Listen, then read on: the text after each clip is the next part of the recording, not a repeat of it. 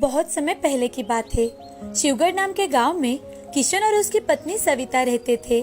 वो दोनों लोगों के खेतों में मजदूरी का काम करते थे और अपना पेट भरते थे। किशन और सविता ने घर वालों के खिलाफ जाकर शादी की थी। तब से वो दोनों शिवगढ़ में आकर ही रहने लगे थे। इस साल बहुत ज्यादा बारिश होने के कारण गांव में सभी लोगों की फसल खराब हो चुकी थी, इसीलिए उनको खेती में कोई काम नहीं मिल रहा था। दोनों के पास जितनी जमा पूंजी थी अब वो भी खत्म हो चुकी थी। अब उनके पास पैसों की बहुत कमी थी। किशन अब शहर में जाकर लोगों से काम मांगता था और उसे जो भी काम मिलता वो काम कर लेता और अपनी पत्नी और अपने खुद के लिए खाने के लिए कुछ लाता था। एक दिन किशन को उसके दादाजी शंकर का फोन आता है और वो उन दोनों को अपने घर मधुपुर बुला लेते हैं। सविता और किशन बहुत ही खुश थे कि उन्हें अपने घर बुलाया गया है। वो दोनों खुशी खुशी मधुपुर जाते हैं। वहां जाने के बाद शंकर किशन से, बेटा किशन, कैसे हो तुम और सविता ठीक तो हो ना बेटा? मैंने तुम दोनों का रिश्ता अस्वीकार कर अच्छा नहीं किया बेटा, लेकिन अब बीती बातें भूल जाओ बेटा। और बताओ तुम्हारा क्या चल रहा है? दादाजी, तुम्हें क्या बताऊं, हमारी हालत कुछ अच्छी नहीं है दादाजी। इस साल बहुत बारिश होने के कारण सारी फसलें खराब हो चुकी है। इस कारण हमें कहीं काम नहीं मिल रहा। मैं और सविता तो 2 वक्त की रोटी भी पेट भर नहीं खा सकते। शंकर का भी अपने पोते किशन के अलावा इस दुनिया में कोई नहीं था और अपने हालात बताते बताते किशन की आंखों में से आंसू आने लगते हैं। ये देख दादाजी। अरे बेटा, ऐसे मायूस मत हो। अब से तुम दोनों यहीं पर मेरे साथ रहोगे। हमारी इतनी अच्छी खासी जमीन है, उसी में मेहनत करो। दादाजी की बातें सुनकर सविता और किशन दोनों बहुत खुश हो जाते हैं। तभी सविता दादाजी से, क्या सच में दादाजी आपने हम दोनों को माफ कर दिया है? बेटी, मुझे अहंकार हो चुका था कि मैं एक गरीब घर की लड़की को अपने घर की बहू कैसे बनाऊं, लेकिन अब मुझे मेरी गलती समझ में आ गई है। इसलिए मैंने तुम दोनों को तुरंत यहाँ बुला लिया। मुझे विश्वास था तुम दोनों जरूर वापस आओगे। दादाजी, हमें माफ कर दीजिए। आपने हमें घर से जाने के लिए कहा तो हम भी गुस्से में यहाँ से चले गए। हमने ये भी नहीं सोचा कि हमारे अलावा आपका भी कोई और नहीं है और न ही हमारा आपके अलावा कोई है। हमें माफ कर दीजिए दादाजी। देखो बच्चों, अब मैं बूढ़ा हो चुका हूँ, मुझसे अब कोई काम नहीं होता। मैं सोच रहा था, हमारे स्ट्रॉबेरी के जो बागाने हैं उसमें हमें हर साल स्ट्रॉबेरी की बहुत सारी उपज होती है, लेकिन अब मुझसे बागाने की देखभाल नहीं होती। मुझे लगता है तुम दोनों मिलकर अब हमारी स्ट्रॉबेरी के बागाने की देखभाल करो। जी दादाजी, हम दोनों स्ट्रॉबेरी के बागान की अच्छे से देखभाल करेंगे, आप बिल्कुल चिंता मत कीजिए। बेटे, हमारे बागाना की स्ट्रॉबेरी बहुत ही मीठी और रसीली है। तुम स्ट्रॉबेरी बेचकर अपना और अपने परिवार का अच्छे से ख्याल रख सकते हो। मेरा क्या है, मैं आज हूँ कल नहीं। ये सारी प्रॉपर्टी तो तुम्हारी ही है बेटा। आज नहीं तो कल तुम्हें ही ये सब संभालना है। ठीक है दादाजी, आप जैसे कहेंगे मैं ठीक वैसा ही करूँगा। अच्छी बात है। चलो, कल मैं तुम दोनों को अपने साथ स्ट्रॉबेरी के बागाने में ले चलूंगा। दूसरे दिन सुबह जल्दी उठकर दादाजी किशन और सविता के साथ स्ट्रॉबेरी के बागान में चले जाते हैं। बागान देखकर किशन और सविता बहुत खुश हो जाते हैं। बागान में स्ट्रॉबेरी के पौधों को छोटी छोटी स्ट्रॉबेरी लगी हुई थी। उसे देख सविता, अरे वाह, कितनी सारी स्ट्रॉबेरी लगी है और कुछ तो लाल भी होने वाली है। दादाजी, आज से ही मैं और सविता मिलकर बागान का काम शुरू कर देते हैं। अब वक्त आ चुका है कि बचपन से लेकर आज तक आपने मुझे जो सिखाया है उसे असल में इस्तेमाल कर सकूं। किशन और सविता दोनों मिलकर अब दादाजी की देखरेख में बागान संभालने लगते हैं। अब कुछ ही दिनों में स्ट्रॉबेरी पककर तैयार हो जाती है। किशन और सविता अपने ही गांव के कुछ लोगों को अपने साथ लेकर स्ट्रॉबेरी की छोटी छोटी बॉक्स में पैकिंग करते हैं और किशन उन बॉक्स को शहर ले जाकर बेचने लगता है। स्ट्रॉबेरी किसी व्यापारी को ना बेचकर किशन खुद ही उन्हें शहर जाकर बेचता था, तो उसे अच्छे पैसे भी मिलने लगे थे। अच्छा मुनाफा देख किशन मन ही मन, ये सब दादाजी की वजह से ही हो रहा है। आज मैं और सविता एक बेहतर जिंदगी बिता पा रहे हैं। अगर दादाजी ने हमें घर नहीं बुलाया होता तो हम कभी अपने बागान में काम नहीं कर पाते। और ना ही इतने पैसे कमा पाते। किशन अब अपनी सारी जिम्मेदारियां अच्छे से निभा रहा था। ऐसे ही वक्त गुजरता गया। 6 महीने बीत जाने के बाद अब फिर से पौधों को स्ट्रॉबेरी लग चुकी थी। सविता और किशन स्ट्रॉबेरी के पौधों की अच्छी तरह से देखभाल करते थे। वो बहुत ज्यादा मेहनत करते थे और स्ट्रॉबेरी तैयार होते ही स्ट्रॉबेरी के बॉक्स बनाकर शहर ले जाते थे। अब किशन की स्ट्रॉबेरी के चर्चे सभी जगह होने लगे थे। सब लोग किशन की ही स्ट्रॉबेरी लेना पसंद करते थे। लोग दूर दूर से स्ट्रॉबेरी लेने के लिए किशन के घर आने लगे थे। साथ ही किशन के कारण गांव के कई बेरोजगार लोगों को रोजगार भी मिला था। ये सब देखकर गांव के एक व्यापारी सुंदर को किशन से जलन होने लगती है, क्योंकि जब से किशन घर से बाहर गया था तब से दादाजी के बागान की सारी स्ट्रॉबेरी सुंदर ही बेचता था और कभी कभी तो वो दादाजी को पूरे पैसे भी नहीं देता था। अब सुंदर मन ही मन, अरे यार, ये किशन कहाँ से बीच में आ गया? स्ट्रॉबेरी बेचने का काम मेरा था। इस किशन की वजह से मेरा सब प्रॉफिट इस साल भी चला जाएगा। मुझे कुछ ना कुछ तो करना ही चाहिए। ये सब सोचकर सुंदर रात के समय अपने 2 दोस्तों को लेकर किशन के स्ट्रॉबेरी के बागान में आता है और सारे स्ट्रॉबेरी के पौधों के ऊपर जहरीली दवाइयां डाल देता है और वहां से भाग निकलता है। दूसरे दिन सुबह किशन और सविता अपने बागान में आते हैं तो देखते हैं कि स्ट्रॉबेरी के सारे पौधे मुरझाकर मर चुके हैं। हे भगवान, ये सब क्या हुआ है? पौधे मुरझाकर स्ट्रॉबेरी काली क्यों पड़ चुकी है? कल शाम तक तो सब कुछ अच्छा था। अचानक से रात में ऐसा क्या हो गया कि ये सब खराब हो गए? किशन और सविता बहुत अफसोस करते हैं। उनकी आंखों में से आंसू आने लगते हैं। वो सोचने लगते हैं कि वो दोनों स्ट्रॉबेरी के बागान की अच्छी तरह से देखभाल कर ही नहीं पाए। दोनों रोते हुए घर जाने के लिए निकलते हैं। उन्हें उदास देख सुंदर बहुत खुश हो जाता है और मन ही मन, ले ले और बेच स्ट्रॉबेरी। अब तुम्हें समझ आएगा बेटा। अगर मुझे स्ट्रॉबेरी बेची होती तो तुम्हें कुछ ना कुछ तो पैसे मिले होते। घर आने के बाद किशन और सविता सारी बातें दादाजी को बताते हैं। अरे, ऐसे कैसे हो सकता है? तुम दोनों मेरे साथ चलो। हम साथ जाकर स्ट्रॉबेरी का बगाना देख कर आते हैं। दादाजी, उधर जाने का कोई फायदा नहीं है, क्योंकि सब पौधे खत्म हो चुके हैं। कुछ भी नहीं बचा। लेकिन फिर भी मुझे देखना है। चलो, हम अभी बागाने की ओर चलते हैं। दादाजी को लेकर किशन और सविता बागान में जाते हैं। पौधों को देख दादाजी, अरे, यहाँ तो सब कुछ बर्बाद हो गया है। सब स्ट्रॉबेरी के पौधे खत्म हो चुके हैं और स्ट्रॉबेरी भी काली पड़ चुकी है। इस पर जरूर कुछ जहरीले औषधियों का छिड़काव किया गया है। लेकिन दादाजी, हम तो बागान में कभी किसी औषधियों का इस्तेमाल नहीं करते। हाँ, लेकिन ये हुआ है बेटा। ये मेरा तजुर्बा कह रहा है। यहाँ जरूर किसी ने जहरीली औषधियाँ छिड़काई है। किशन और दादाजी दोनों बागान में घूम रहे थे। तभी किशन की नजर एक छोटे से स्ट्रॉबेरी के पौधे पर पड़ जाती है। वो पौधा बिल्कुल हरा था। उसे देख किशन, दादाजी यहाँ आइए। ये देखिए, ये पौधा तो अभी भी बिल्कुल हरा है और उसे छोटी छोटी स्ट्रॉबेरी भी है। बिल्कुल जला नहीं है। मैं अभी पानी लाकर इसे डालता हूँ। किशन बेटे, तुम एक काम करो। इस पौधे के साथ साथ सारे पौधों को भी पानी डालकर देखो, शायद कुछ बन पाए। सारे स्ट्रॉबेरी के पौधों को पानी डालकर अब तीनों घर चले जाते हैं।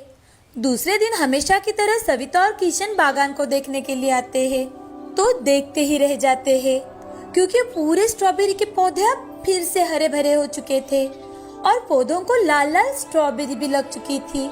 ये देख सविता, अरे ये कैसा चमत्कार है!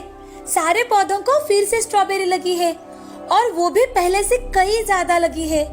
पता नहीं ये सब क्या हो रहा है हमारे साथ। लेकिन परसों मैंने एक छोटा सा स्ट्रॉबेरी का पौधा देखा था जो बिल्कुल हरा भरा था। कहीं वो कोई जादुई पौधा तो नहीं था? हाँ, मुझे लगता है वो कोई जादुई पौधा होगा, तभी तो हमारे सारे पौधे हरे हो गए हैं और स्ट्रॉबेरी भी लाल हो चुकी है। किशन को सविता की सारी बातें सच लगने लगती है। अब किशन गांव में जाकर मजदूर लेकर आता है और सारी स्ट्रॉबेरी तोड़ने लगता है। तभी एक आवाज आने लगती है, किशन। किशन! किशन और सविता इधर उधर देखने लगते हैं, क्योंकि यह आवाज सिर्फ उन दोनों को ही आ रही थी, तो वो थोड़ा घबरा जाते हैं। और किशन, कौन कौन बोल रहा है? घबराओ मत, मैं वही स्ट्रॉबेरी का पौधा हूँ जो तुमने कल देखा था। तुम दोनों बहुत अच्छे हो, तुमने हमारा बहुत ख्याल रखा है और कई गांव के बेरोजगार लोगों को तुमने रोजगार दिलवाया है, अच्छी राह पर लाया है। तभी तो तुम्हारे सारे स्ट्रॉबेरी के पौधे तुम्हें वापस मिल गए हैं। तुम जब जब स्ट्रॉबेरी तोड़ोगे तो इन पौधों को वापस उतनी ही स्ट्रॉबेरी आ जाएगी। लेकिन अगर किसी ने फिर से इस पर जहरीली औषधियों का इस्तेमाल किया तो क्या होगा? तुम चिंता मत करो, अब ये नामुमकिन है, क्योंकि जो भी हमें नष्ट करने आएगा वो इस बागान के बाहर ही नहीं जा पाएगा, यही घूमता रह जाएगा। किशन जादुई स्ट्रॉबेरी की बातें सुनकर बहुत ज्यादा खुश हो जाता है और सारी स्ट्रॉबेरी बॉक्स में भरवाने का काम शुरू करता है और शहर में लेकर चला जाता है। ये सब देखकर सुंदर की आंखें फटी की फटी रह जाती है। सुंदर बड़े ही अचरज में पड़ जाता है। अब वो अगली रात फिर से अकेले बागान में आ जाता है। अरे अरे, ये कैसे हो सकता है भला? पौधे फिर से हरे कैसे हो गए? मैंने तो इन पर जहरीली औषधियों का इस्तेमाल किया था। एक पौधा भी बचना मुमकिन नहीं था। इतना ही नहीं बल्कि कि इसकी आगे की फसल भी अच्छी नहीं आनी चाहिए थी। ऐसा कहकर सुंदर फिर से पौधों के ऊपर जहरीली दवाइयाँ डालने लगता है। दवाइयाँ डालकर सुंदर वहाँ से निकलने की कोशिश करने लगता है, लेकिन वो वहाँ से निकल ही नहीं पाता। वो वहीं पर घूमते रह जाता है। जब किशन अपने सारे स्ट्रॉबेरी बेचकर दूसरे दिन सुबह घर लौट रहा था, तो देखता है कि सुंदर उसके बागान में घूम घूम कर नीचे गिर गया है। अब किशन को सारी बात समझ में आ जाती है। उसकी फसल बर्बाद करने वाला और कोई नहीं बल्कि सुंदर ही है। किशन सुंदर के पास जाता है, तभी सुंदर को होश आ जाता है और होश आते ही सुंदर, किशन, तुम्हारे बागान में ऐसा क्या है भाई कि मैं यहाँ से बाहर ही नहीं निकल पा रहा हूँ? मुझे माफ कर दो, मैंने ही तुम्हारे बागान को खराब कर दिया था। अब मैं कभी तुम्हारे स्ट्रॉबेरी के बागान की ओर नहीं देखूंगा, मुझे माफ कर दो। किशन से माफी मांगने के बाद ही सुंदर बागान से बाहर निकल पाता है। सुंदर डर के मारे भागते हुए वहाँ से चला जाता है। दूसरी ओर किशन खुश होकर घर जाता है और हंस हंस कर सारी बातें दादाजी को और सविता को बताता है। सहारनपुर नाम के गांव में विकास अपनी पत्नी शोभा के साथ रहता था। वो बहुत ही ज्यादा धनवान था। उसे रतन नाम का एक बेटा था। उनके घर के पास ही एक राधा नाम की औरत अपने पोते चिराग के साथ रहती थी। चिराग के माँ बाप बचपन में ही गुजर चुके थे, इसीलिए चिराग अपनी दादी के साथ ही रहता था। राधा लोगों के घर के काम करती थी। गरीब होने के बावजूद राधा ने चिराग को अच्छे स्कूल में डाला था। चिराग और रतन एक ही स्कूल में पढ़ते थे। उन दोनों की उम्र भी एक ही थी, इसी कारण वो दोनों एक साथ ही खेलते थे। लेकिन दोनों बच्चे एक साथ खेल रहे हैं, ये विकास को बिल्कुल पसंद नहीं था। एक दिन विकास रतन से, बेटा, तुम्हें खेलने के लिए अपना घर खिलौनों से भरा हुआ है, तुम यहाँ आराम से खेल सकते हो, तो फिर तुम उस चिराग के साथ क्यों खेलते हो? पिताजी, आप तो जानते हो चिराग मेरा अच्छा दोस्त है, वो मेरे लिए कुछ भी कर सकता है। उसकी दादी लोगों के यहाँ घर काम करती है, तो तुम उसके साथ क्यों खेलते हो? उसने तुम्हारे कीमती खिलौनों से खेलने के लिए और चुराने के लिए तुमसे दोस्ती की है। तुम्हारा उसके साथ खेलना मुझे बिल्कुल पसंद नहीं है। मैंने अगर दोबारा तुम्हें उसके साथ खेलते हुए देखा तो याद रखना, तुम्हारी खैर नहीं। रतन रोते हुए अपनी माँ शोभा के पास चला जाता है। तभी शोभा रतन से, अरे बेटा, क्यों रो रहे हो? क्या हुआ? तुम्हें क्या चाहिए? पापा तुम्हारे लिए अच्छा सा टेडी बियर लेकर आएंगे। पापा ने कही सारी बातें रतन अपनी माँ शोभा को बताता है। तभी शोभा उसे उसके पसंद का चॉकलेट देती है और शांत कराती है। अब जब चिराग रतन से खेलने के लिए आता है तो रतन चिराग को सारी बात बता देता है और उसके साथ खेलने से मना कर देता है। तो चिराग घर उदास होकर लौटता है। तभी चिराग की दादी चिराग से, चिराग, क्या हुआ बेटा? तुम इतने उदास क्यों बैठे हो? अभी अभी तो तुम खेलने गए थे ना? तब चिराग राधा को सारी बात बता देता है कि कैसे विलास ने रतन को चिराग के साथ खेलने से मना कर दिया है। ये सुनकर राधा, बेटा कोई बात नहीं, ऐसा तो होता ही रहता है, तुम ऐसी बात पर ध्यान मत दिया करो। तुम सिर्फ अपनी पढ़ाई पर ध्यान दो। पढ़ लिख कर जब तुम बड़े आदमी बन जाओगे तो तुम्हारे कई सारे दोस्त बन जाएंगे। ठीक है दादी, मैं अभी से मन लगाकर पढ़ाई करूँगा। दूसरे दिन सुबह चिराग जब स्कूल में जाने लगता है तब रतन अपने दोस्तों के साथ स्कूल के पास खड़ा होता है। तब रतन के दोस्त, अरे अरे, ये देखो चिराग कैसे फटे कपड़े पहन के क्लास में जा रहा है। ये बात सुनकर चिराग को बहुत बुरा लगता है। वो उनकी बातों को अनसुनी कर वहाँ से चला जाता है। ये बातें सुनकर रतन को भी अच्छा नहीं लगता। वो उनसे कहता है, अरे क्या हुआ अगर चिराग के पास अच्छे कपड़े नहीं है तो? लेकिन वो हमसे पढ़ाई में सबसे आगे है, उसकी बुराई करना अच्छी बात नहीं है दोस्तों। ऐसा कहकर रतन वहाँ से चला जाता है। घर जाने पर दादी के कहने पर भी चिराग खेलने के लिए नहीं जाता। वो घर में ही रहता है। एक दिन स्कूल से लौटते वक्त चिराग को किसी की जानी पहचानी आवाज आती है, तो चिराग आवाज की तरफ जाता है और देखता है कि रतन गड्ढे में गिरा हुआ है। तभी रतन के दूसरे दोस्त वहाँ आ जाते हैं। सब रतन को देख रहे थे। तभी चिराग रतन से, अरे रतन, तुम इस गड्ढे में कैसे गिर गए? ये गड्ढा तो बहुत गहरा है, अब तुम बाहर कैसे आओगे? आज मुझे लेने के लिए पापा नहीं आए थे, तो मैं अकेला ही घर जा रहा था और मेरा पैर फिसलकर मैं इस गड्ढे में गिर गया। अब मुझे पता नहीं कि यहाँ से कैसे बाहर निकलूं। अब रतन रोने लगता है। रतन को रोते देख रतन के बाकी दोस्त वहाँ से भाग जाते हैं। तभी चिराग उसे समझाते हुए, रतन, तुम चिंता मत करो, मैं तुम्हें यहाँ से निकालने के लिए कुछ न कुछ करता हूँ। तब चिराग भागते भागते अपने घर जाकर घर से रस्सी लेकर आता है। रस्सी को गड्ढे में छोड़कर दूसरी रस्सी अपने पेट को बांध देता है, ताकि उसके हाथ से रस्सी छूट न जाए, क्योंकि उसके आसपास कोई पेड़ या कोई चीज नहीं थी जिसे वो रस्सी बांध सके। अब वो धीरे धीरे उसे ऊपर की ओर खींचने लगता है। रतन, तुम घबराओ मत, मैं तुम्हें यहाँ से सही सलामत बाहर निकाल लूंगा, तुम बिल्कुल मत घबराना। उसी समय विकास वहाँ से जा रहा था। विकास को पता ही नहीं था कि उसका बेटा रतन ही इस गड्ढे में गिरा हुआ है। वो थोड़ी दूर से देख रहा था कि चिराग किस तरह किसी की जान बचा रहा है। चिराग जान की बाजी लगाकर रतन को बचाता है, बाहर निकालता है। चिराग ने रतन को बड़ी होशियारी से गड्ढे से बाहर निकाला। ऊपर आते ही रतन चिराग के गले लग जाता है और उसे थैंक्स कहने लगता है। रतन को ऊपर आते देख विकास भागते हुए वहाँ आ जाता है और विकास के साथ चिराग को भी अपने गले लगा लेता है। उसे अपनी गलती का एहसास हो जाता है। उसे रतन से कई बातें याद आ जाती है। साथ ही रतन की भी बातें याद आती है कि चिराग मेरे लिए कुछ भी कर सकता है। और विकास चिराग से, मुझे माफ कर देना बेटा, मैंने रतन को तुम्हारे साथ खेलने से मना किया था, मैं बहुत गलत था। आज से तुम हमारे घर हर रोज खेलने आ सकते हो, और हाँ, कभी कभी मेरे साथ भी गप्पे किया करो। ऐसा कहकर वो दोनों को फिर से गले लगा लेता है। अंकल, आप मुझसे माफी मत मांगिए, मैं आपसे बहुत छोटा हूँ। विकास चिराग और रतन को लेकर घर आ जाता है। घर आने के बाद सभी बीती बातें शोभा और राधा को बताता है। अब चिराग और रतन साथ में पढ़ाई करते हैं, साथ में खेलते हैं और स्कूल में भी साथ ही जाते हैं।